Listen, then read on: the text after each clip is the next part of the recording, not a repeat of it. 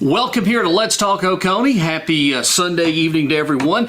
And this evening we're joined with none other than District 4 County Council Representative Julian Davis. Julian, glad to have you on the show with us. I appreciate the opportunity. So it's always a joy to be invited on anybody's show and be willing to, open up and talk and answer questions and kind of talk about where the county is and where we're going. Well, the first question I'm going to ask you tonight on the program is during the town hall meeting, you let us in a little bit of information that you have made the decision to run again for re-election. I did. It's when I originally thought about even starting about this whole world of politics, it was probably around 2011. And, did a lot of projects around this county and grew up here, and I just wanted to kind of get involved. And, it was interesting when I kind of started talking to people about it. They were like, what are you doing? And this was in 2011, 2012. And I was like, well, I don't know. I think I could help out, but it's not the right time. I ended up, buying my business in 2012. So it took a lot of time and everything. And, with anything, you want to make sure that you're focused on what you're doing. So I think one of the, that was the biggest reason for waiting, and it was a good time. And it was a good time for me to run in 2016. It was obviously the council was needing some changes and everything like that. So when I sit back and think about those things and the good things that were going on in the county at that time, the things that we've been able to finish. And it wasn't that the county was doing terrible. It just, to me, I wanted to make sure that we continued to have people involved in our county government that are from here and really have a vested interest in doing this, whether it's, their kids or their business or something like that. So I kind of bring that whole perspective about, what we are trying to achieve in this county. And there's not a part of this county that I don't know. I may have a business in Seneca, I live in Oakway, I do a lot of things in the Westminster area, I do a lot of things in the Salem area, I do a lot of things all over this county. And to me, that's an important factor of being a council person, is understanding all sides of this county. Because, I told somebody the other day, I went and saw somebody over in Salem. It took me 47 minutes to get to his house in the Troy Valley area. And I was like, you don't realize how big this county is until you do that. So, and then all the, you add up all these dirt roads and things like that.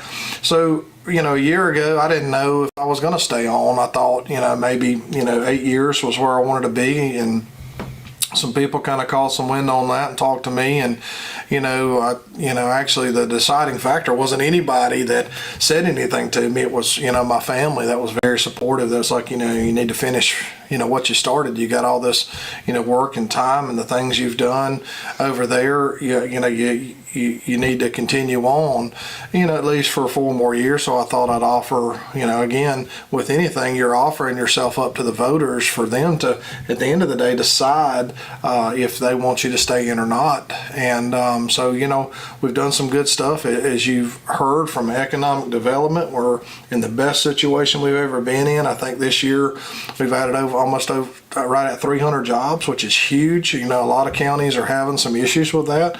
Our OEA and Jamie Gilbert's doing a phenomenal job over there. We've got a lot of fish on the line.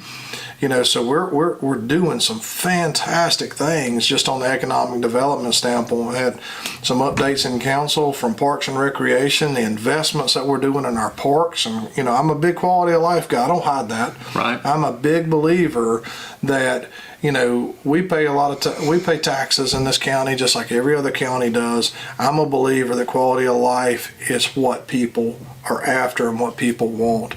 And it's not spending god-awful amounts of money. It's making sure that we're, number one, keeping up with what we have. And that was my biggest thing with the Parks and Recreation, millage that we set aside and council set aside that was designated from Parks and Recreation. So just like this year's budget where they tried to come in and say, oh, well, we're doing this millage for this and we're moving this here. This stuff has been done before, but it's actually been, put into place for that. So for our capital vehicle replacement plan, just as you can see in the last council meeting, I think we bought 8 or 9 different vehicles, sheriff and fire. I wanted to ask you a question concerning that, and I think it was Don that brought this up in Tuesday night's council meeting, and you echoed the same thing.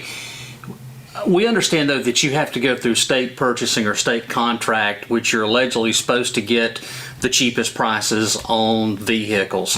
But wouldn't it be better if you could go to your friends in the county in which you're wanting to buy your vehicles to keep that money inside the county? Right. And the state kind of controls the world of contracts. When everybody says the state government doesn't have anything to do with what we're doing, they really do, because the state, there's certain purchase orders that have to go into place for these companies, Love Chevrolet being one, and I forget the other one that was the Dodge dealership that came on there. So they actually have to put in place to where they're getting these state vehicles, and they're very specific vehicles.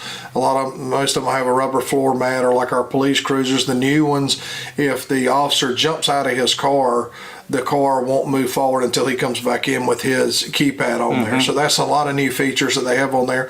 And those are, and the sirens and different things, those are all installed there, and it's a whole system. So it's ready to go. It's a turnkey. It's a turnkey operation. So used to, even on the state purchase, you'd buy a vehicle, had to go somewhere, and all this stuff like this. So, the state contracts, everybody can apply. So if, our local places wanted to go on here and supply the state contract, they could.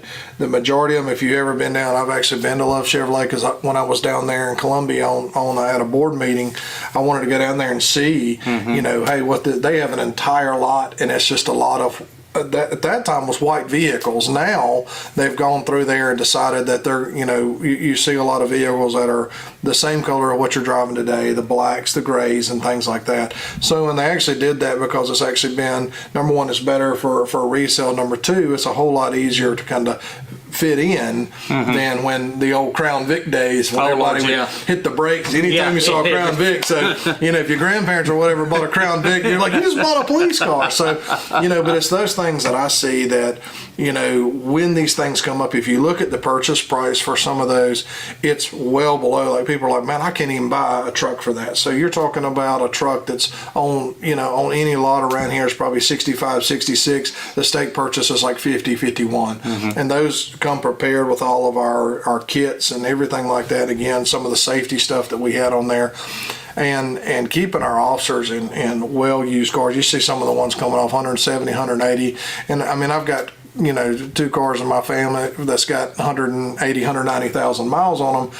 But at the end of the day, I'm not trying to chase somebody down or go into a call or anything like that. So I think, when we put that in place, the number one reason to put that capital vehicle replacement funding in place, as well as the plan. The plan had always been there, and it was like, well, we're going to buy this year and this that year, and there was no planning that would take place. And the problem is, you'd end up with one year you try to buy 13 vehicles, or if you talk to your guys up at the motor pool, they're trying to keep these things running. So there's things that we have done that are putting this millage in place, just like this year, that actually end out saving us money in the long run. So, it's probably one of the next conversations we want to talk about, just a little bit in the budget. So this kind of dives right back into it. So, the town hall, there was a ton of budget questions, and I got that because it was totally different budget season than what we've ever had. We're before. accustomed to. And so I look back to, the first year that, council changed, and it was all, transparency. We're not doing this, all this. We want to read all this out. We want to have all these meetings. To when the second year, and I understood, and I took what they said, and as well as Mr. Elliott, and we added a lot more budget meetings. And if you go back and look at those, there were some concerns I had in the budget meeting, because I would ask a question. We have this budget meeting and nobody's asking any questions. Like, John and me are talking, we're doing some things. This is preparation for the budget. It doesn't start. I mean, it's this whole false world that I've seen out here that is supported by a group that says that the budget is just rubber stamped. And it's not. The budget's built.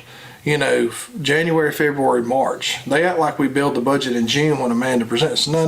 This thing is done. Well, you 5, already have 6, budget. 7 months. You already have budget meetings that start, basically you have the conversation in February, March, April, then you start having your public hearings when you go into June, and then on the third reading towards the end of June, because by state law, those budgets have to be ready by July 1. And I think that as an administrator, the administrator looks for guidance. Any administrator, doesn't matter who it is, where they are, they're looking for guidance from their council members. So we have our strategic plan meeting where everybody talks about what's important to them, and then she works on a way on, here's how I think we can fund this.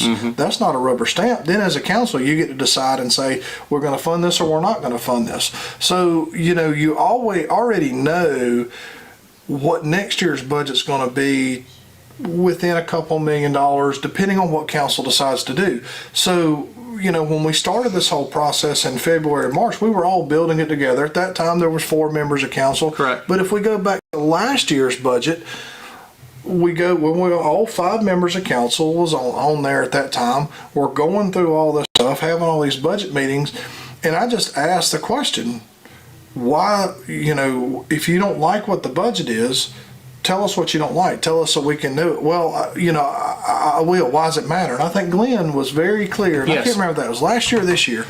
He says, why does it matter to you what I think about the budget if you're just going to pass it anyway? Okay.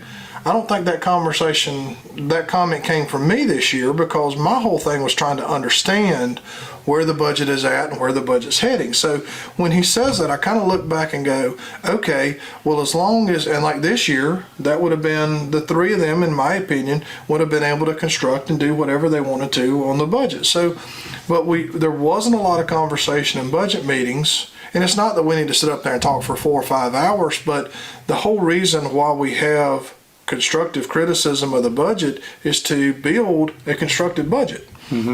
And so there's never been a budget that's rubber stamped that I've ever seen, because as an administrator, if they're just going to build, then that goes back to the old supervisor role. There's no need for county council. It goes back to what it used to be. So what is true in the budget is we don't get up there with a daggum axe over our shoulder and try to chop off 10 pages of the budget, because we've already tried to make sure that as we move forward through the budget process, that we're developing a budget that can have minimal changes as we move forward to first, second, and again, what I've tried to do is not have changes between the second and third reading. So everybody was well aware of that, and that's what kind of threw me in a loop this time.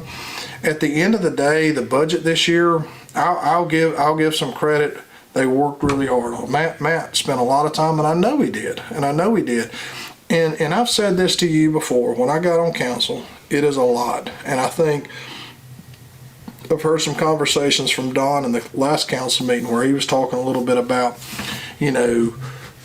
these presentations are really helpful in me understanding, the rock quarry presentation, all this stuff. This is really helpful in helping me learn. Well, every year on council, you're learning and you're growing in knowledge. Nobody sits at home and really dissects what we do as a government entity. Nobody knows, I shouldn't say nobody, but a lot of people don't know what the state does and what Washington does. You hear about it from a media source or something like that. So to me, that's why the number one media source that we have is the council meeting itself. It's not your opinion. It's not my opinion. It's not a newsletter. It's not a group of 5 people's opinion. It is really, you can sit there and listen to it, and then you can make your own thing. So I think that's where communication at council meetings probably needs to improve a little bit more. And again, one of the reasons why I decided to run is because what, in my opinion, the 3 council people that are on there that used to kind of feel like I was kind of tearing down the county are now sitting here going, wow, we got a job to do. And it's not what I thought it was, because this job is very complex. I mean, Don spoke one time and said how complex the budget is, and it is. It takes a lot of work outside of meeting with certain individuals like Amanda. Christy Hubbard does a good job of kind of going through the millage.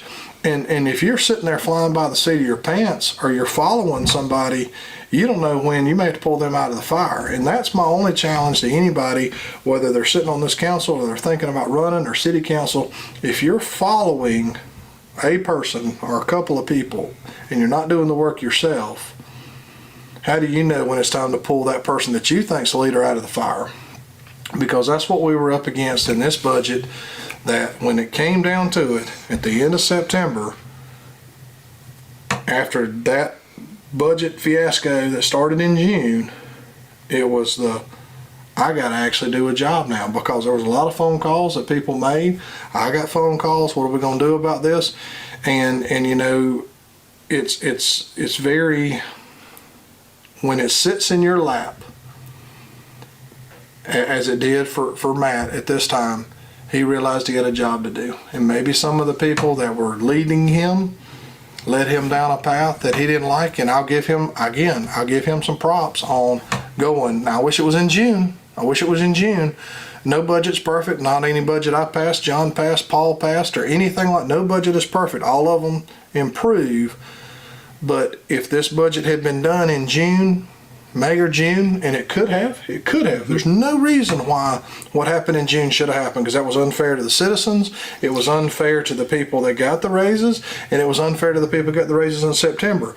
If this budget had been done properly with plenty of time in June, the budget would have been almost about, I guess, $1.6 million so higher, but it would have included full pay for all those officers in there.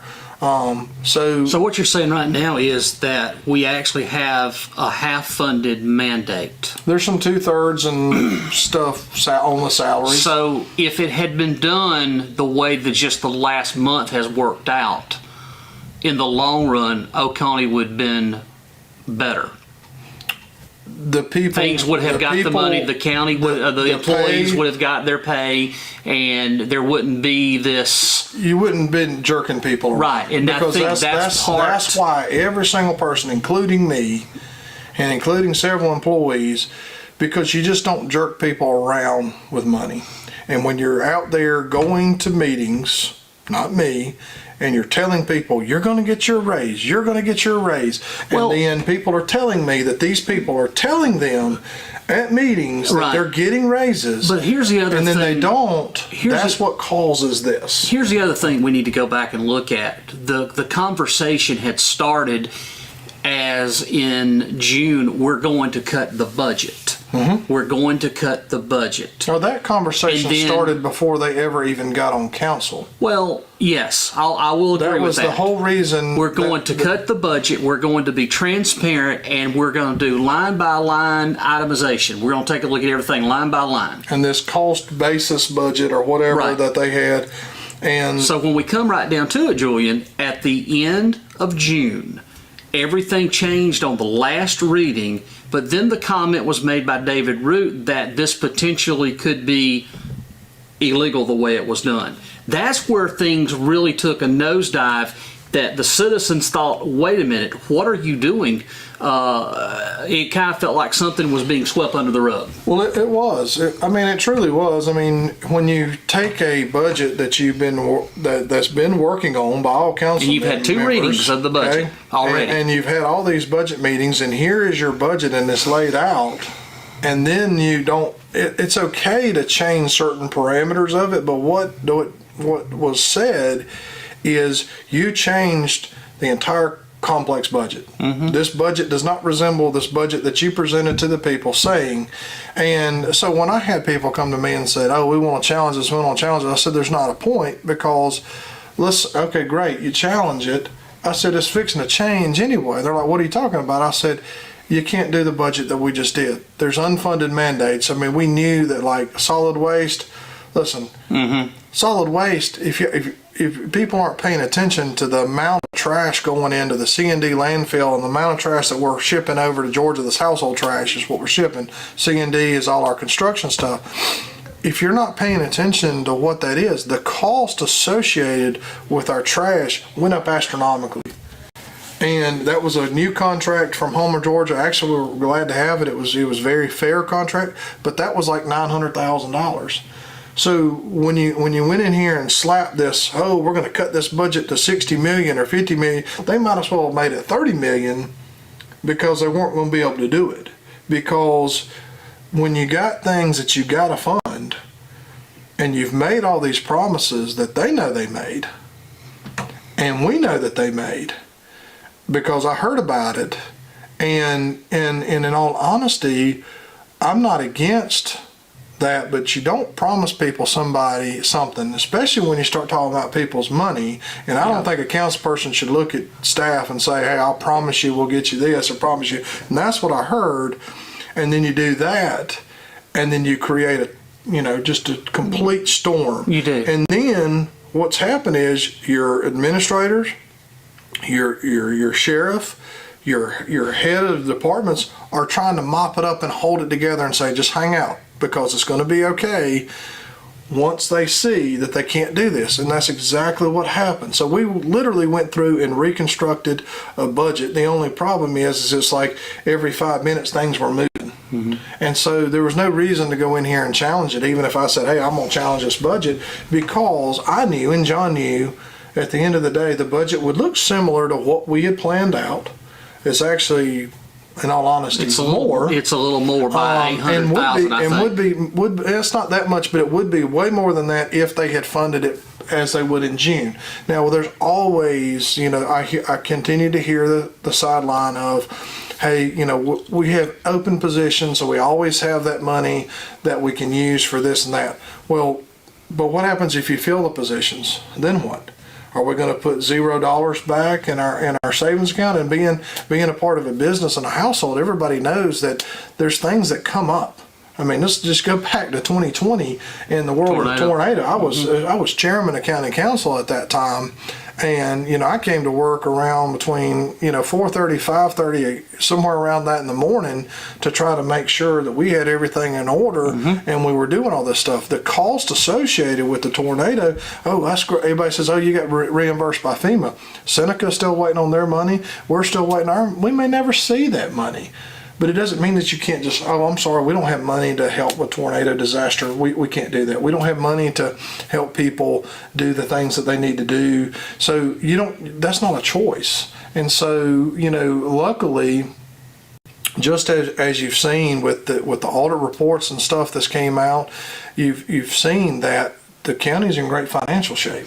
Yeah, I was going to mention that in a little bit. I mean, I was blown away, and understand that everything in this report, as far as the financials, was done on the previous council, which would include you, Julian, John, and Paul Kane. Yep, Mr. Hart and Wayne. And Wayne. It goes back to Wayne. It goes back to Wayne. Mm-hmm. And I look back to go, these budgets that passed 3-2 a lot of times, and people go, does that not irritate you? And I said, no, it really doesn't irritate me that, when our budgets would pass 3-2, because, this is the first 5-0 budget we've had in quite some time. And it's not, I don't love the budget, but it's okay. There's some things I would do differently.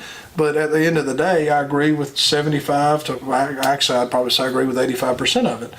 So, I'm appreciative that they got in there, they did the work, and they saw, well, I can't do what I was, because it was very worrisome as a citizen. I'm still, even though I'm a council person, I'm still a citizen. I think we all were. To sit back and go, where are we headed?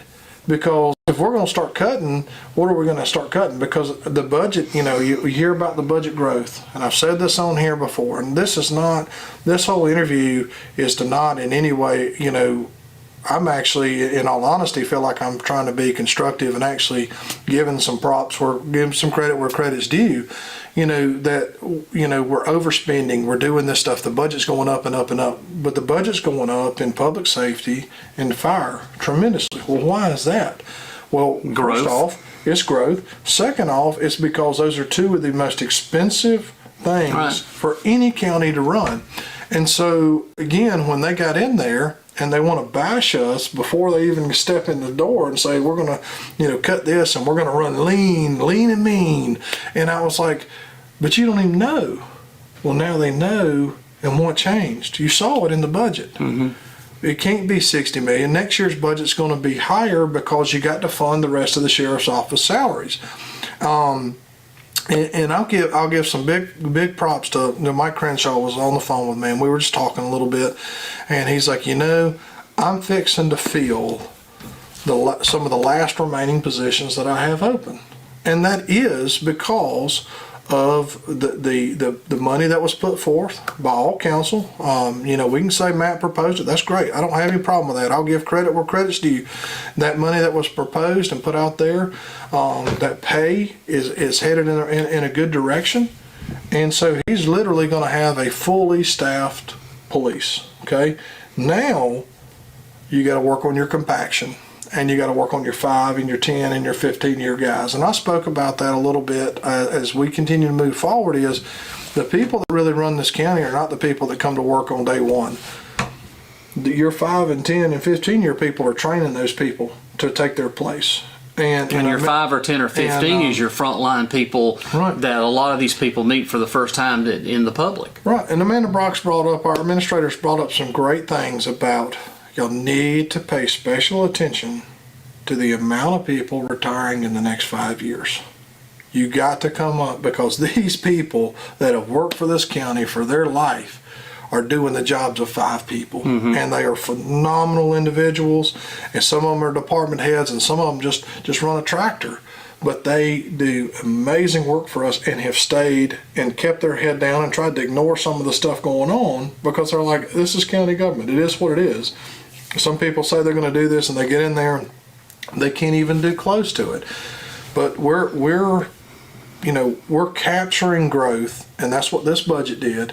This was a ability to capture the growth that this county's headed down, which is a good thing, because if you want to sit here and you want to come in here and say you're going to cut all these taxes and stuff, you're not going to. You're not going to, because if you do, you're going to let growth run and control you. And then growth is going to become your council. And then what are you going to do when your developers control your council? Because if you pay any attention to a lot of places in the state, that's a good point. These people that are big pro huge growth have got on there, and they allow things to happen that most people, and tax breaks and different things like that. And it's not really close to us, but it's some places that I've watched to where they can't even, they're having 4 and 5 meal tax increases that is not even good enough to even cover what they have. So the schools can't take it. Our schools are still at 10,000, which is great. That's a whole nother world that I'm not going down today, but our schools are at 10,000 today, which is good, which means what? What are we going to have to do? What do we have coming in? We have our retirees coming in.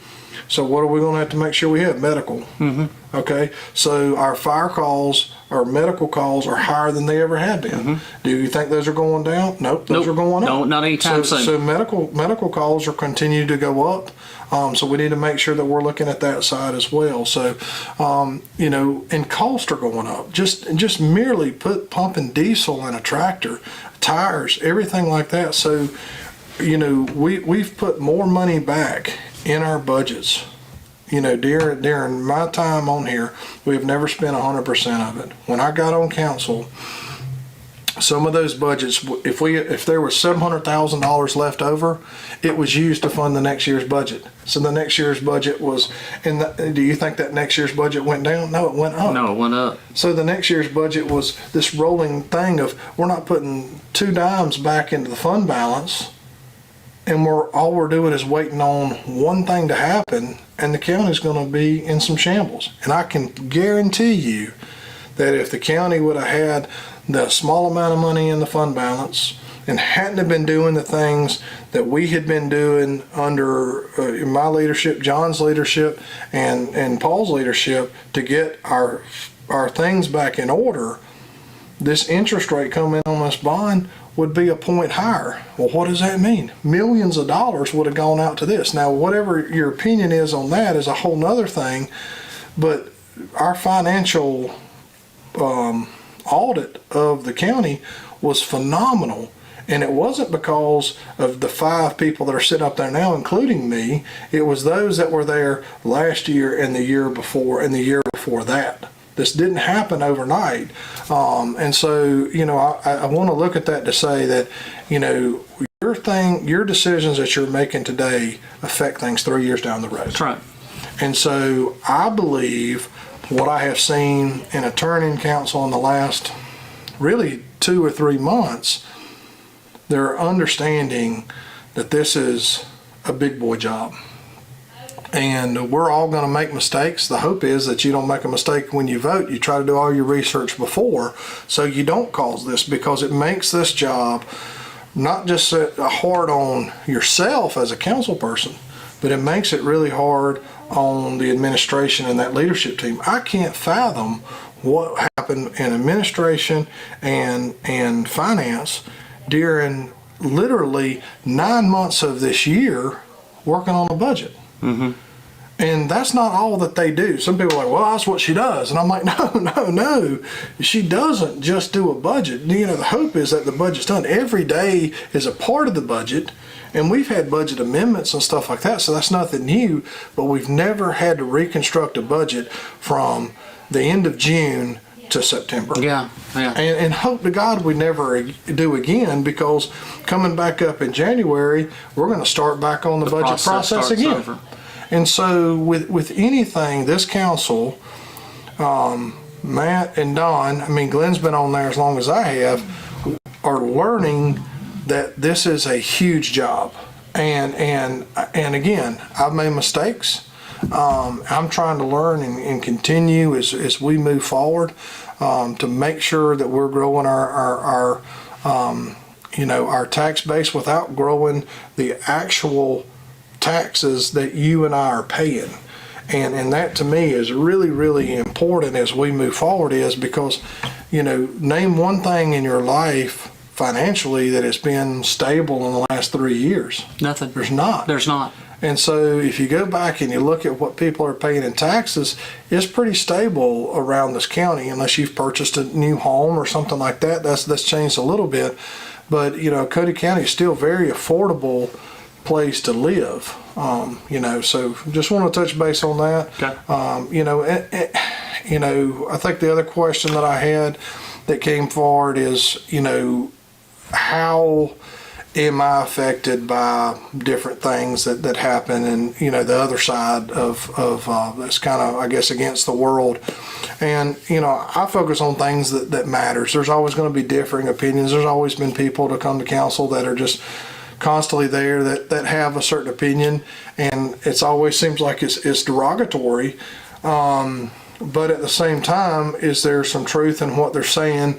That's always been me. And, I go back and you got, some of those that spoke every council meeting that are no longer with us. And I'm like, what's the end game? Was he trying to change? And some of the stuff he wasn't wrong about. And that was Mr. Barnett kind of talked about, don't you touch my property. Don't you tell me what to do. And I don't disagree with what he's saying, because I don't want to, somebody asked me what District 4 wants. I said, District 4 really kind of wants to be left alone. We don't want these heavy zoning restrictions on there where somebody can tell you how to park a trailer or how to do this or how to do that. Or, I think we all know that we can, plant a tree on our property line, but what color tree, all this stuff. Nobody wants to go through that stuff. You have different demographics throughout the county, and the way the county is set up now, you have 5 different districts, but within each of those districts, you have different geographic locations.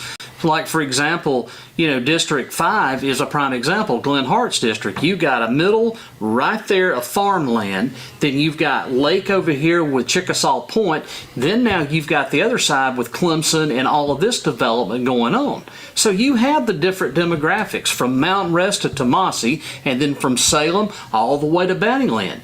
So you have different geographic locations. Well, I don't want to tell somebody over in Oakway of what they can do with their property, because that's rural and that's predominantly going to be farm, and that's the country.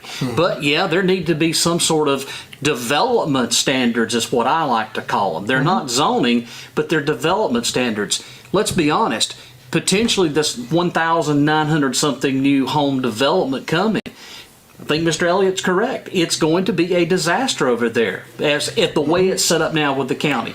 Well, and what was brought up in the last council meeting, Mr. Elliott kind of brought up about development standards, and I made a statement. We really don't have development standards because we have, there's some subdivision rules of how they have to apply, but as in the council saying do this, do that, that's really not there. There's just those setbacks and all that stuff like that. Mr. Hart kind of brought that up, that there's DOT setbacks, there's this and that, and there is those, but what Mr. Elliott's trying to do, and what I was trying to talk about is, what does the citizens want? Because I don't want to control a home as it is now. There's honestly, I could care less what you do at your home as long as it's legal. And if it's illegal, I guess you're doing it inside your. I don't know. It's kind of like if right. people weren't doing illegal stuff, we wouldn't have any cops. So that would cut a couple $1 million out of there, and I'm sure Sheriff Crenshaw would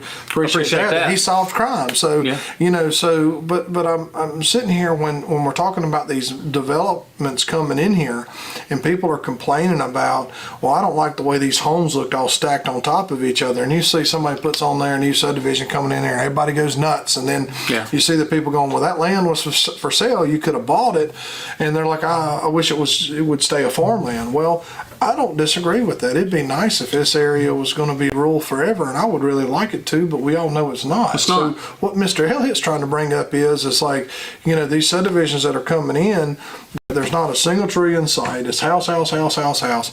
There needs to be a way to kind of keep some kind of green space and everything in there. And I think most developers would probably agree with the things that he's talking about in there. The lighting stuff was brought up. I actually brought the lighting stuff 2 years ago because everybody was putting in these lights that were just shining all the way up. And if you look from my house into Seneca, you see the nice pink glow. Well, you got the light pollution. Now, I will say that after Seneca has changed all their lights to the new LEDs that you see around here after 2020, that glow literally, I don't want to say it disappeared, but it's half, or probably more than half, 3/4 of what it was. So when you look at that standpoint, the small things that you can do while still keeping your area safe and lit, like subdivisions like to do and like the cities like to do, actually make a huge thing. And so that's the things that John's trying to bring. These are just minimal changes that he's kind of bringing up. And I remember getting phone calls from people saying, you're going to tell me what color to paint my fence and stuff like this, because there was information that was put out on newsletters and little Facebook sites that said, do you want these people controlling your house? Ain't nobody trying to control your house. They're coming to take your property. Yeah, we're coming to take your property. Yeah, and junkyard ordinance is a perfect example that's been thrown around for 3 years. And it's coming back to coming back to the county. Well, it was interesting. It went through planning commission for 3 years. I'm like, do we not have something more important to work on in this county than a daggum junkyard? So it came from there, got put back up into, I guess, planning and economic development with Matt Durham, Glenn Hart, and Don Mize. I used to be on that, and I got removed from that, which is fine. I'll let them do it and learn some things, and that's good. Gives me some more time to do other things.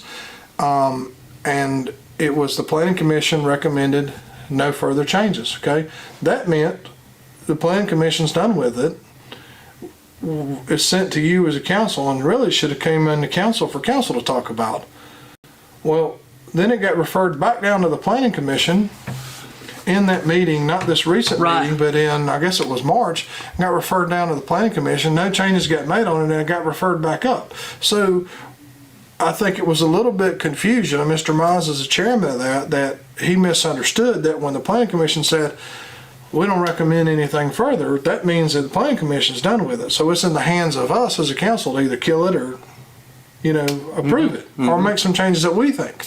So, when this whole thing came up and it's like, oh, we don't need to grandfather these places in, I'm sitting there looking at this going, so we're going to put an ordinance in place, and I'm not even talking about junkyards, I'm talking about, let's just talk about business period.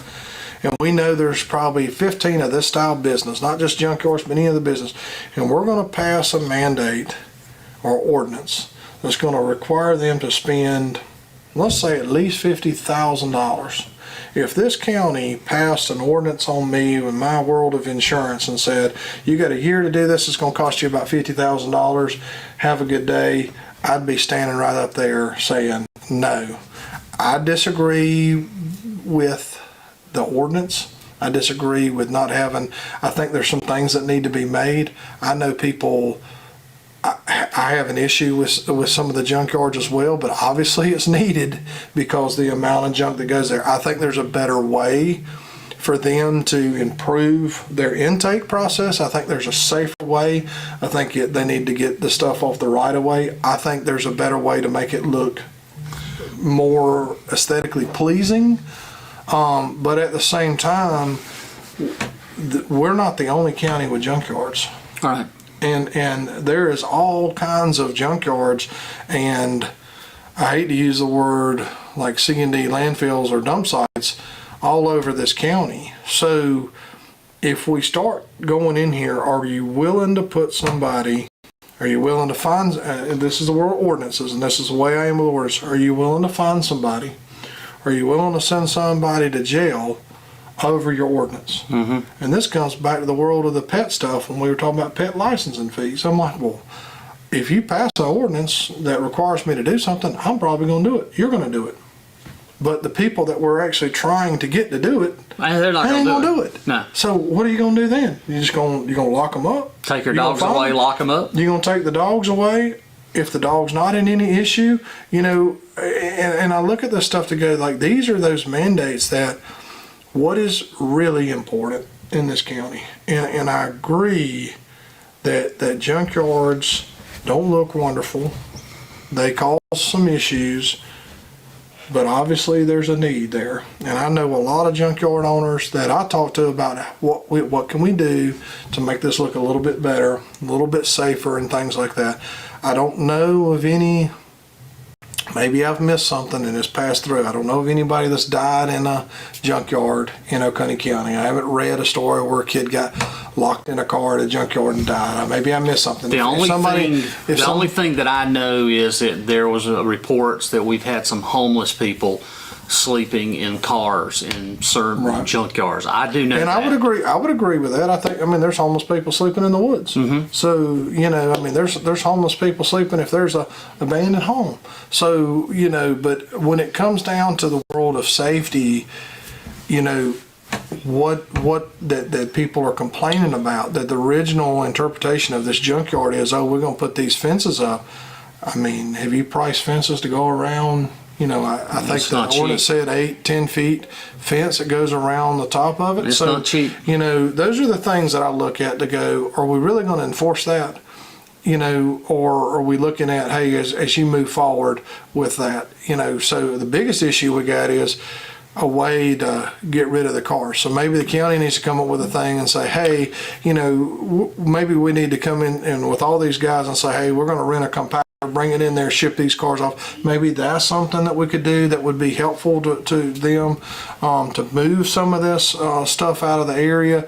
But, you know, just for any business, and I'm not just touching on the junkyard stuff, but any business, if you're going to pass a mandate that's going to require a business owner to spend $50,000 to $75,000, you know, as a business owner, I mean, you know, your stuff. We're going to pass something in the county that says that, oh, your license fee is now $70,000 to do this. What you going to do? You're going to be up there in your public comment session every 5 minutes, and not only that, you're probably going to come sue us because it's an unfair mandate on the way that you do business. So if nobody else is doing it, you know, and I'm not telling us to be, you know, we don't need to be different from everybody else, but you got to be careful with what you're doing.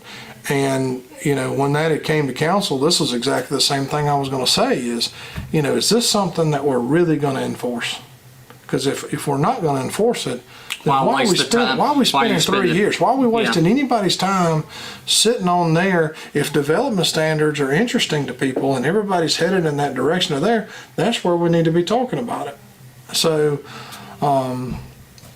you know, homeless, you know, you brought up homeless. It's a good time to talk about that. I was actually on the phone talking about that situation today. You know, people are a little concerned with, you know, homelessness. And, you know, as you know, I've been part of this, trying to find a solution, and we have some solutions actually since '06. So, I don't know when I became the chairman of our daily rest, but it was probably at least eight years ago, but I've served on that board since '06 to really dive into the issue of homelessness in Oconee County. And, with our programs, with our daily rest, and not only just in the shelter, but outside the shelter, we'll have between 40 and 50 people involved in some type of program that we have on there. So, but people are like, oh, I still see homeless. I said, oh, just because you see somebody walking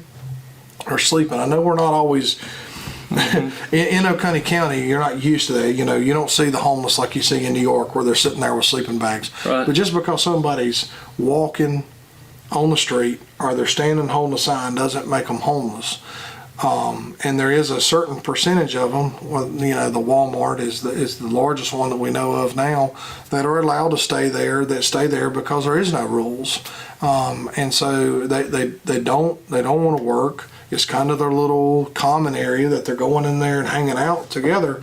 And that's a hard group to try to figure out. Every now and again we've got a couple that'll come out of that situation. That actually one last week that came in there, staying with us now, she's doing phenomenal. Working, she was just tired of it because when it gets cold, guess what happens? This is the time that you really start seeing they're looking for shelter, trying to make a change. Yep. Because to get out of this during the summertime, we're just like Florida. Yeah. It's okay to live outside, but if you follow county politics, you heard about the money that the county helped the sheriff get for the drug rehab with Orr's program. Mm-hmm. Ashley Williams, Jim Corey, and their program doing a phenomenal job of really diving in there and going after the drug addicted and really working with that group to keep them from either, whether they are homeless, but to keep them from getting back into homeless, or to keep those that are the younger group that is affected by that. They also have programs for that. So phenomenal job by that group.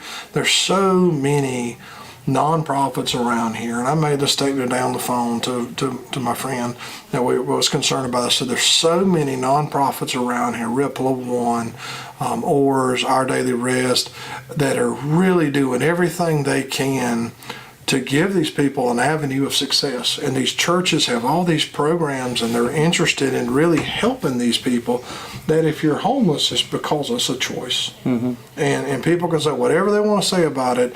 If you're homeless in Oconee County right now, you made the choice, because we have programs all throughout this county and people want to help them. And that's, I've spent a lot of time and a lot of my money making sure we're doing the best thing we can for them, and have definitely really created, avenues for people to change their life. Before we run out of time here on the interview, this is Julian Davis, of course. He is District 4 County Councilman for the Oconee County Council. I want to ask you the big question with the elephant in the room concerning Sewer South. Mm-hmm. And the bonding. Would you, in your words, explain why you feel that doing this bond is good for Oconee? Well, so Sewer South, just going all the way back to the original connection that was finishing up when I first came on council to Golden Corner Commerce Park, which is on 59. Right. People call it the Hayfield, whatever else, the Reed Head Farm, all of that stuff. That was finishing up, and I think finished it up at the end of 2017, 2018. There were some final touches on that to make where you could actually build in that park.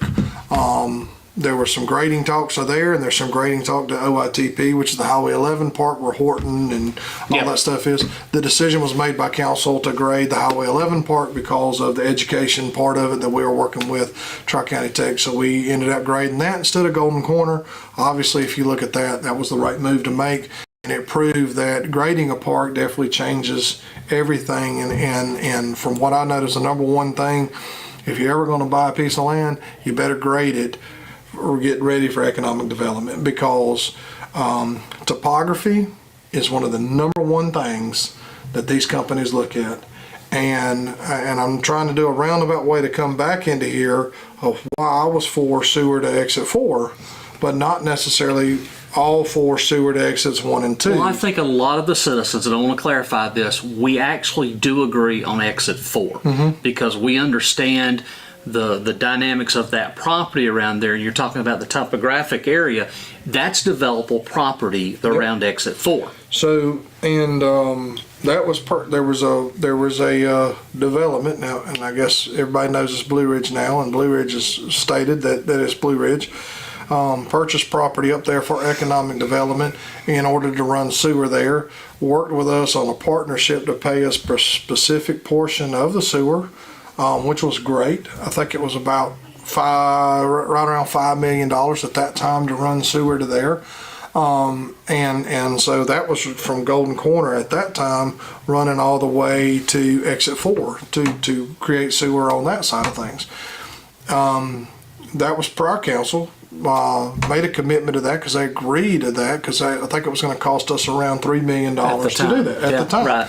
And so we could have either used fund balance or in this next budget. And then council changed, as you see what we have now, and it quickly went to exit 1 and 2 and away from 4 rather than 4, 2, and 1. Now it was not just council. There was a state grant that was given to help get sewer to exit 1. So that's where exit 1 came into play because of the money, which was really, I think, between that and some ARPA money, the taxpayers' money was a very small portion to get it down there. At that time, I thought it was $6 to $7 million to do. It was set exit 2 and 1. Well, then when the drawing comes out, it doesn't even get to exit 2. It goes down a gravel road before and actually bypasses exit 2 because of the sewer engineers that decided that that's where it needed to go rather than go to 2. So my question was, why are we not even going to 2 anymore? Because that's where the money was, and that's where I thought the land was. And I was told that, well, that was more difficult and there to do that. So we were at like $8 million then. The final number comes back and now we're at 12 million. And then we put $1.5 million of contingency on there, which is not enough in my opinion. And I know this group that's doing the construction's doing a great job. And this is very, very tough terrain. I was down there the other day just kind of looking around because, to be honest, I haven't gone out there and scoped and said, here, because I wanted to see after they start grading, this is some tough terrain they're going through. But see, we haven't got down to the lake yet. And that's the other thing. Well, so the boring group, is not this group. This group is obviously not the boring group, so this goes to another group that they have that's going to start the bore, which is really was my big concern. And if anybody listened to me on council, I said, hey, you don't know what you're going to run into until you're going under there. All you have to do is ask Duke Energy what they ran into on Lake Kiwi. And took 3 different companies, and the project went way over budget. Right, and when you look at the lovely blue granite that we have that our rock quarry sells so much of, that line it kind of runs in that area, and I'm not some genealogist or genealogist, I don't know, whatever. The joys of live radio, geologists to say that, because they may run through there, they may slide in like butter, and we're great and we're good to go. We may even get money back. Hey, who knows? But it's like, I look at the amount of land that is developable around there, and I hope, somebody keeps bringing up Sanctuary Point. And the Corps of Engineers owns that land, the big peninsula. Yeah, right. Okay. Behind the Welcome Center. I hope to goodness somebody comes out there and wants to develop that, because why else did we run all that sewer there? Well, it's not Army Corps that owns that. It's the state of South Carolina behind the Welcome Center. That state PRT owns that property. Right. Yeah, that's where Sanctuary Point was going to go. The Corps is the one that decides what happens around the lake. Right. So I hope that area develops, because if not, what did we run all the sewer for? So coming back to that funding went through, I made a statement in there and I actually pulled off for a vote just to try to say, hey, we're at 8 million. All of a sudden we're at 12. We need to kind of pump the brakes a little bit and look at this and see financially if this is there. And oh Lord, I think I was the only one. I got smacked around a little bit and just kind of laughed at it because I'm like, since when do we not pump the brakes on a $4 million change? Yeah. You know, we're out here and get a little airport change order coming in there and people are screaming out, screaming and hollering, but this they didn't. And this there was no. It was, well, no, we got to do it no matter what. And I'm going like, but we better watch it, because my question is could we not have gone back and talked to the state and go, hey, y'all want this? Because this is actually goes as far up to the governor's office. And I was actually at a talk with him at Clemson University, and he talked about getting sewer to 85 corridors. Okay, so this was in his strategic plan, which is where this comes down to, that he wants sewer at every single interstate exit all throughout South Carolina that is financially feasible. So that's where all of this stuff comes into play. So the reason why we should have done exit 4, because the economic development that would occur at exit 4, yeah, I agree, would pay for the sewer running to 1 and 2. However, when the grant was done, the grant had to have a known business, hence the Welcome Center. So the Welcome Center was used to apply for the grant through the state to state that this is economic development. Now, are we going to have a new Welcome Center? Are we going to have the big waterfall? I mean, I've heard a lot of different things. I think we need to do one of those little parks that you can get on your wakeboards and, kind of. I think we need to put a dump truck and get a big old cart of Dole Arthur Cannon. But yeah, but we talk about that, and I'd be more concerned, instead of a new Welcome Center, how about a new bridge crossing over 85 how right there? How about the county roads or the state roads paved? I chipped a tooth coming across that bridge coming into Georgia. Are you serious? Yeah, and I don't have great teeth. So, but I say those things to joke around, but the state needs to pay attention. And I know if you've done some research in the road world like I have, these bridges on 85 horrible, are deemed to be replaced. Now, how they're going to replace them, how they're going to do all this stuff is and what's the cost associated with that? Because they want boat traffic to be able to go under these bridges. Well, on Hartwell, you know as well as I do, if the lake is full, you can't get a pontoon under some of these bridges. You can't get a pontoon under some of the bridges. So this is another strategic plan that's coming in through the state talking about bridges, because it's not just in Oconee County, it's all across the state. So, the gas tax is helping out, there's things helping out. So let me come back to the bond just a little bit. So the idea of the bond, it was said that I was the one that brought the bond up. The bond idea was brought up when we were talking about a lot of different projects, including the annex building for voting, and that was during strategic plan when Ms. Brock brought up, hey, if y'all are interested in doing this, here's an idea to build an annex building that would house some different things as we continue to grow with services, to house our voting, which is a whole nother issue that's got to be taken care of. Let me explain that. We failed the audit from the federal government, is that right? Because of the lack of security for our voting machines, because sitting in the hall is not wonderful. Right. So, but we are probably, I think, is there 43 counties? I forgot how many counties. But anyway, we were not the only one. Actually, more than 50% of them failed. But if we hadn't paid attention to why voting's important, and protection of voting material is important, then you're obviously not voting or don't care about it.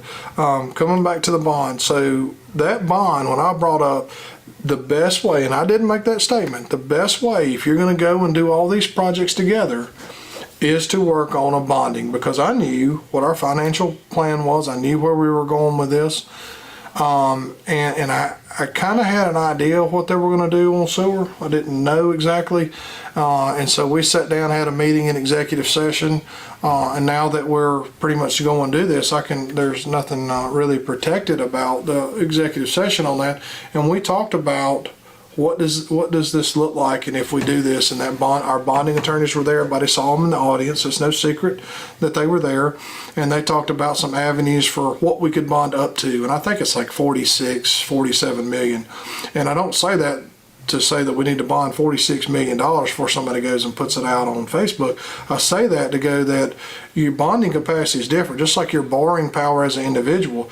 Jeff, you can go out and buy $1 million home. Doesn't mean you can really should. Yeah, right. But if you have no expenses and no power bill, no car payment, whatever else, you can go borrow $1 million. Congratulations. But you don't live in $1 million home. Nope. You live in a conservative home, same way like I do. So just because you can go out and borrow it doesn't mean that you should do this. So when it came back that we were going to do $25 million bond, I'm going, wait a second, why are we doing that when the exit 4 is now, keep in mind, we've already budgeted for up to almost 2, I'm going to call it sewer exit 1 and almost 2. So we've brought the pipe all the way up to the top of it. So now we just got to take it to 4. That cut the cost to get it to 4 down from I think 4 to like less than 3 million. And our development partners for Blue Ridge were still offering at that time to run that connector piece in there. We have enough cash on hand to do that. So why wouldn't we do that? And so when the bonds kind of brought up, well, this is why we're going to do this because we can use this money and put this here. It was really kind of confusing to me, even though I don't disagree that if we had started this way, it probably was a better way of doing it because we didn't have all this cash, but you had the state money, you had the ARPA money, and then you had some cash money that we were putting in the deal to run it to exit 1 and almost 2. That's what we need to just continue to say because there are people at exit. Well, how about 1.5? 1.5, there you go. To where now you're pulling that cash back and you're putting that cash back in the budget for other economic development, okay, which I don't necessarily disagree with, but why aren't we talking about what we're planning on doing with the cash that we're pulling back out? Exactly. Why is it a little bit of, well, we're doing this because if this had been a year ago and I was doing this, they'd be ripping the walls down. They'd be tearing it down. They'd be tearing it down, telling me I've got this, funding up and he's hiding all this money and stuff like this.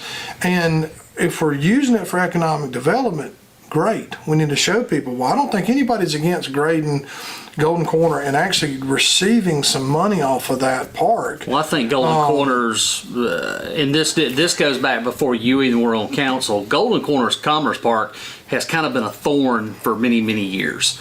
It was a thorn when it was purchased. It was a thorn when it was purchased. There was supposed to be a lot of development with it, and it just never materialized. The proper way, if you go back in time, the best thing that would have ever happened if you were really, really interested in getting sewer to that area would have been to create some kind of sewer plant, a medium-sized sewer that was plant already out in that talked about area too. And fund it that way rather than piping the system. Now we have a great plant. It has some good capacity.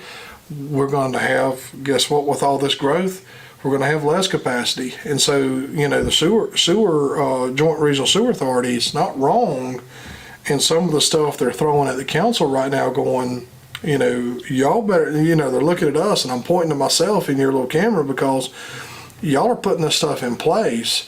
Y'all better find a way to pay for it. And I appreciate Matt giving me a little props in his newsletter he releases out there saying that Mr. Davis brought up about funding for this stuff because, when I'm off this, most of the sewer we're putting in the ground is not going to need to be replaced. It better not need to be replaced in the next 4 years. But what about in the next 20, 30 years? So if we don't put stuff in place right now to cover maintenance stuff, what's that council going to do? Well, they're going to look at that and be like, look at those 5 people set up there. But in the end, though, the council, Oconee County Council, isn't really responsible for the Joint Regional Sewer Water Authority. We are not. That goes to the municipalities of Seneca, Walhalla, and Westminster. However, if their inability to process the sewer that we're bringing down from our industry falls back on us, then I think they have a right to look at this and go, and you're not paying anything for this because there is no money. I mean, somebody told me one day, oh yeah, they're making all this money in sewer. They're not. I've looked at every single book that they have. There is no money in the sewer business. There's money in the water and there's money in the power. But the sewer business is just one of those things that we got to have in there. So, as we're doing, whether it's transfer stations, where they're doing any of that stuff, that have to replace that, these are only going to get more and more expensive. And it's, county's not in the sewer business. Well, it looks to me like we're very much in the sewer business. And not only that, we better hire a daggone project engineer to oversee this stuff, because right now we don't have anybody that's looking at it. Now, again, we've got some great contractors that are working on this. Moorhead is going to do a phenomenal job for us, and I trust them to do a great job. But who's looking at this project engineer stuff going from the county aspect and protecting the county interest, and that's something that I really think needs to be discussed. Right. So and I brought that up. Paul Kane's brought that up. Amanda's brought that up, but it hasn't been funded. So we got all these projects going in there, and not just in that. You kind of heard, I heard the other night on Parks and Recreation that, we got all these parks and stuff that council's taking in and we're funding, but we have one person taking care of like 19 different places. Wow. How's he do it? He doesn't. Yes. We're reactive. Yeah. So it's time for county to be proactive moving forward, so things are not so expensive moving forward. So I think there's some things within this bond that I believe that is proactive. And I think it can be, as long as the money is used right. And it doesn't get into this, we're going to run sewer here, and we're going. I think that's. I'm trying to make sure. Somebody said, "Well, you're in this now," and I said, "I agree," but you almost. I mean, we always come back to the, hey, you got to be in it to see it, Or I think we're back into the Pelosi statement again for some reason, but it's kind of like pass it to find out what's in it, and you're almost staying in here going like, here's the direction, and so I have found it very interesting that. It's the finger pointing comes back to me of, well, Julian had this idea and Julian is doing this, and it's like, wait a second. So it's like, I think Mr. Hart threw something at me about Exit 4, that the only reason I'm for Exit 4 is because my cousin's on the board of Blue Ridge, which absolutely has nothing to do with that. My thing of Exit 4 is Blue Ridge is not the only one that owns land up there. That's correct. There's 2 other developers that own land up there. Now, some of that is farmed. They lease that and run some soybeans and stuff off of there. But that whole area up there at Exit 4, everyone in this county has always known that Exit 4, sooner or later, is going to develop for economic development. I guess if you want to say that I'm for it, Exit 4, because of them owning that, I was before that, even before that occurred. My great thing about having a company like Blue Ridge up there is because they're not going to ask they're going to look at the whole spectrum of somebody coming in there. They're not going to say, oh, this property now is going to be $75,000 an acre.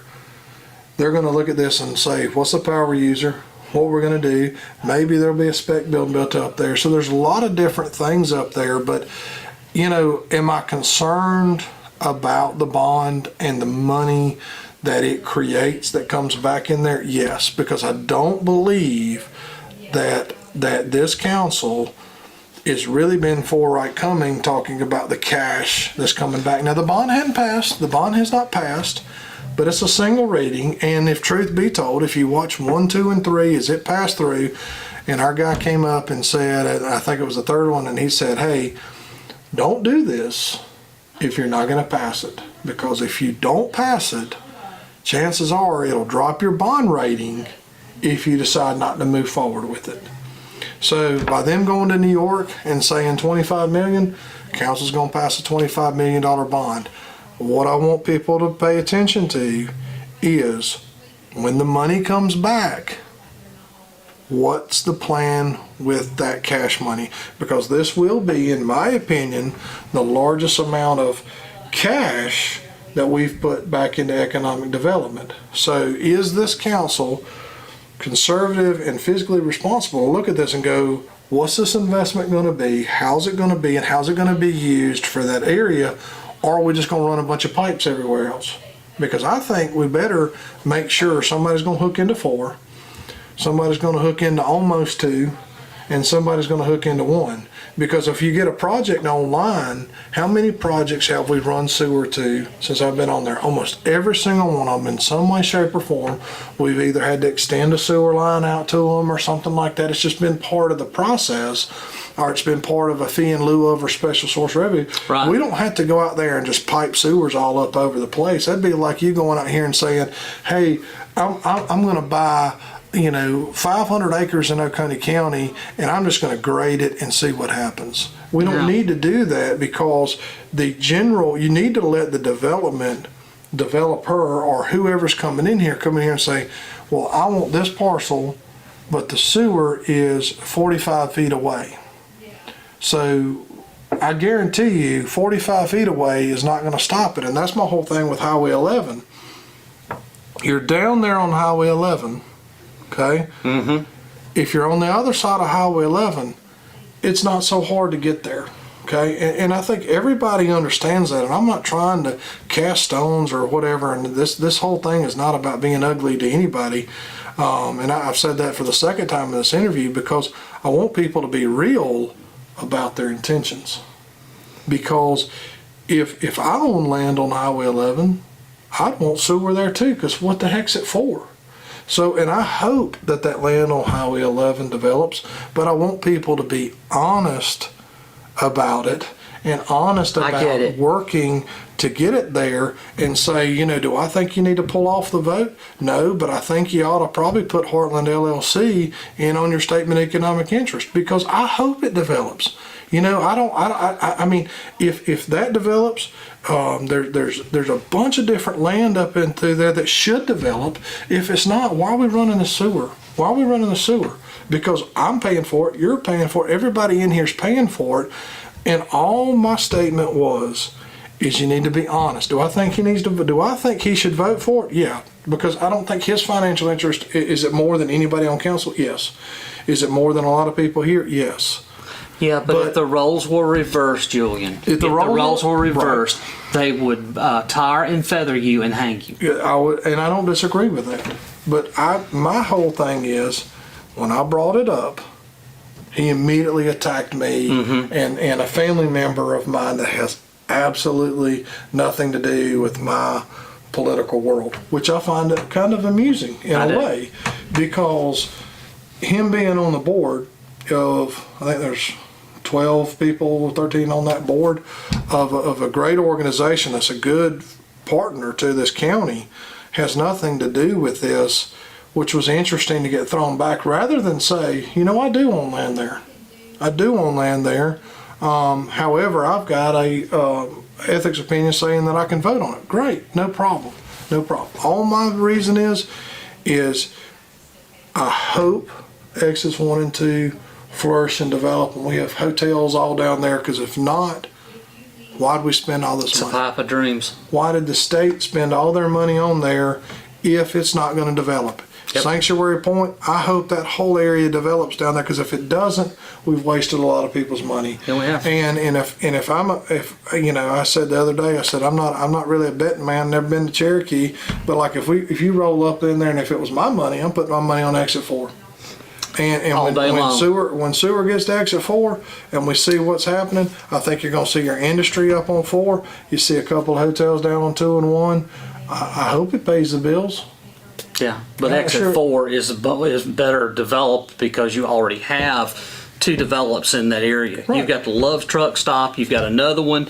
You've got developable property that's ready to go for somebody to come. And I'll close with this and give you a chance to ask anything else. But there was talks about we are the only place that doesn't have sewer on 85, which is absolutely false. You obviously don't drive 85. Or we're the only undeveloped exit on 85. If you're in between, if you pass Anderson and you're going into Greenville all the way into Spartanburg, there's at least 4 or 5 exits that have nothing on them. Maybe it's because they don't have sewer, which is probably true. But sewer could get there some way, shape, or form, especially if you got $25 million in your hand. And I state this to go that we don't have to be the world of Livonia. Somebody said Cracker Barrel, and everybody was all pro Cracker Barrel, and the next thing I know, they quit posting about how wonderful Cracker Barrel was on those. Maybe there's Facebook posts came out they didn't like We it. only have four miles, right? So we Yeah. only have 4 miles on there, and if you go down and you look at topography, leaving Oconee County after exit 4, between us and the next Anderson County exit is some wonderful land. And all I'm telling Oconee County to do is be careful. When I heard about the partnership, this possible partnership, which is apparently no longer anymore, between us and Anderson County, I said, have y'all lost your mind? Well, we've tried Because that if you before. if you run that sewer line on the other side of Anderson, all of a sudden Anderson becomes a competitor. You can say whatever you want to say. Yeah. Oh, we're going to be in partnership together. Councils change just as they do at this county. And when you begin to bring another county in and give them a tool in your belt, which we have so many in Oconee County, you all of a sudden greed takes over, and the council goes, wait a second, we're not doing that agreement anymore. Yeah. And we've had that happen And before. we've had it happen We've had before. it happen before, not more than 25, almost 30 years ago. Same thing. We had Clemson trying to come over and take over Harwell Village. And take all- had take y'all all- not went down there and it got Yeah. involved, I think that would have happened because Clemson, unfortunately, can only go one way. Clemson and that's can towards only us. go one way, which is toward us. And not only were they after us, they were after some other land up through there. And every single person knew what needed to be done, and we went through, we worked it out, made them sign an agreement that if we did our fee in lieu of with them, that would lock them out of ever having to do that, and that shut the door on that. And Now, understand, this has happened before. We lost that section in 1967. We lost Clemson University. You have to understand, Clemson University was in Oconee County. Old Stone Church, that whole area was in Oconee, and we lost it to Pickens County. Yeah, but I think moving forward, the council needs to focus on what's important. And as an elected person, my thing is focusing on what truly is important. And, you know, my number one goal is my family, you know, and you know, so I think there's no secret to that. You know, you know, I gave up a lot to live here. This is an awesome place. And I think we all need to really focus on what matters, and that's both sides. That's the, you know, and I think you're seeing a council that is going, I was wrong about a lot of stuff, and maybe I was too. You know, to where we're coming up there not to personally attack and feel like, hey, let's just go out and get a fist fight in the hall, to where going, I'm going to disagree with you, and I'm not going to forget the past. I'm not going to forget. I'm going to learn from the past, but I don't forget things, and I don't forget how people treated me. But we need to make sure as we're moving forward that everything we're doing is in the best interest of our families and our county and everything, because people are watching us.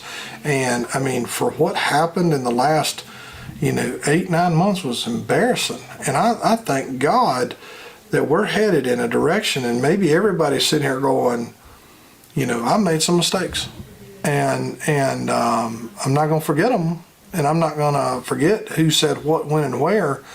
But I'm not going to sit here and cast stones anymore, because it's getting old. It's getting old, and I don't know how people aren't wore out over it. So, you know, the people are going to be, those people are going to be there.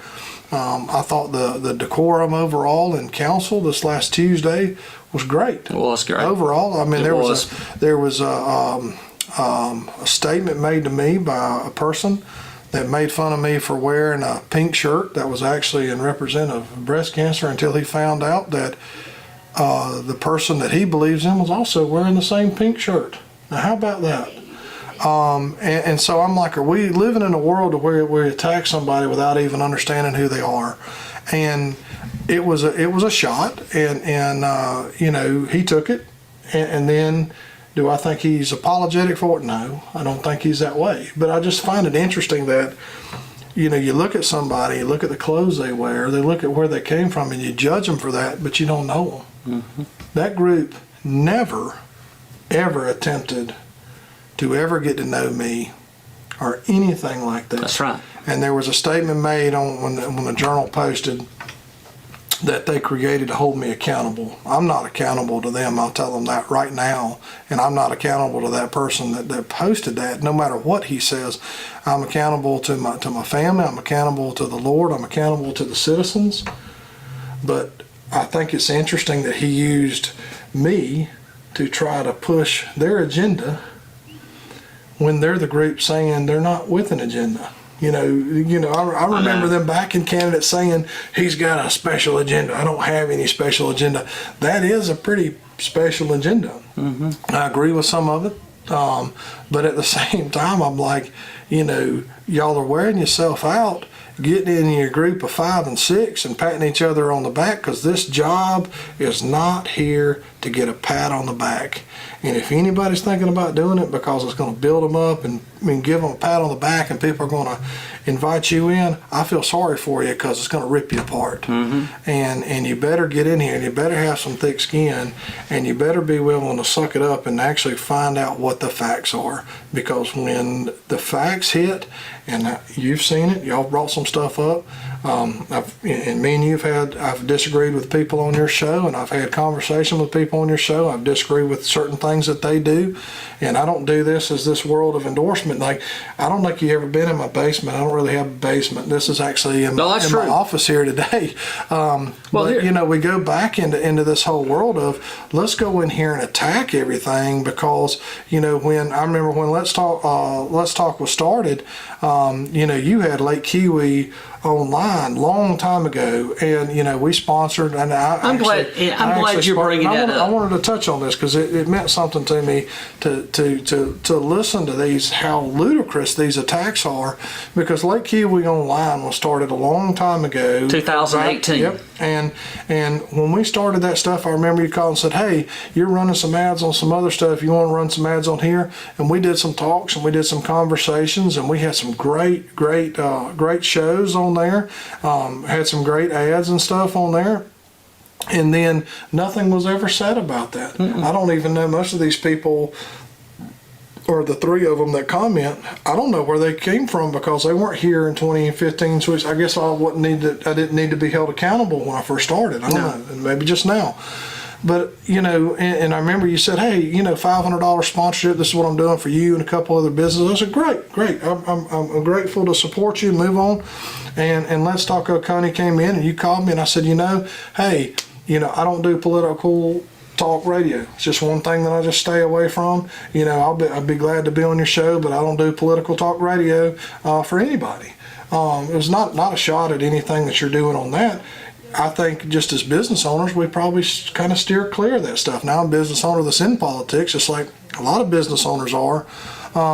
But, taking a shot at somebody, just like the same thing when people are out here goofing off and having fun, I sit back to look at the video when people used it to make fun of you, to call you crazy, or say that, we hanging out and getting in bubble baths together, which is, I don't think me and you would fit in a bubble bath, just saying. No. I sit there to go, like, the group will stoop to no level. There's no level too low to try to put their agenda forward. Mm-hmm. And I think a lot of those people learn that. And I know I got a guy that talks to me now that commented on some of those posts that was very derogatory toward me and my family, because he was part of that group. Mm-hmm. And so I challenge you and your team and your Let's Talk Oconee is, don't stoop to the level that where they were at. Because it's time for us to really look around and say, this is what's important. This is what this, and you got members on your team that it's personal. And I get it's personal because it sucks. Well, for me, I let it go in one ear out the other, because I know at the end of the day, I'm going to be here. I don't know where they're going to be. I was born and raised here. I grew up here. I've been involved more years with Oconee County than certain these that just walked in and started getting involved in 2020.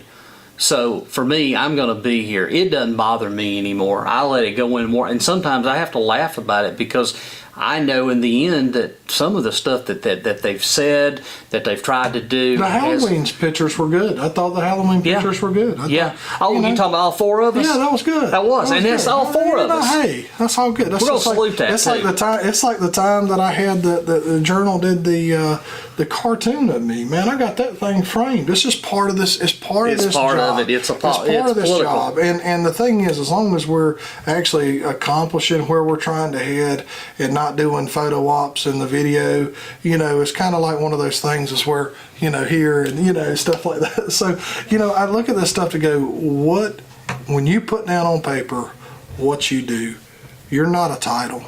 Because once you leave this earth, what you leave behind is your legacy. What is your legacy?